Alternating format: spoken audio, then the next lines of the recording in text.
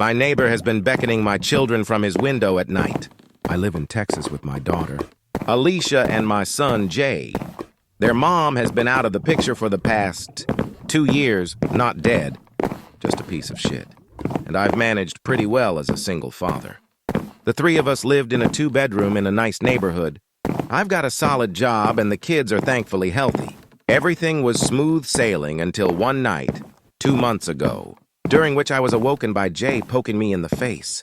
He was sobbing violently, though I recognized it as the "I'm afraid" kind of crying as opposed to the "I'm hurt" kind of crying, which made me a little less worried. Jay's always been nightmare-prone, so I assumed that's what was causing him distress. When I asked him what was wrong, though, he said, "The man in the next house is making scary faces at me." I'd heard my fair share of Jay's stories about monsters, terrorizing him from the dark corners of his bedroom, but this was something new.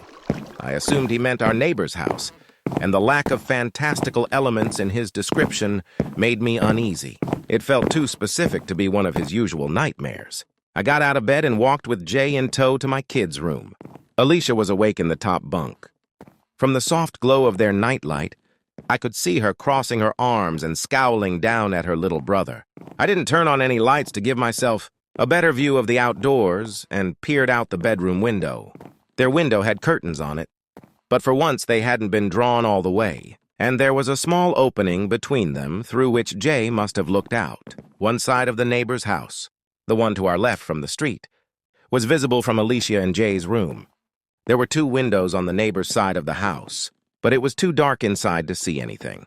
I recalled from what I'd seen in the daylight that the window on the left, the one closest to the front of the house, was the kitchen. I wasn't sure what the window on the right was, as it always had its curtains drawn.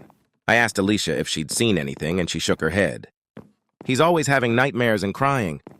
I don't want to share a room with him anymore. Dad, I never get any sleep. It's not fair." Of course, hearing that made Jay start crying again, so I let him sleep in my room for the night. He has this TMNT indoor camping tent that he prefers to his actual bed. Honestly, at that point, I half suspected his nightmare to be a ploy to get me to let him camp. Anyway, I guess I'm a total pushover, because he slept in that tent in my room for the next 2 nights. On the 3rd night, I was again woken up, but this time by Alicia, who was standing over me and shaking my arm. That kid hadn't woken me up in the middle of the night for years. When I asked her what was wrong, she said, "Subscribe for part 2.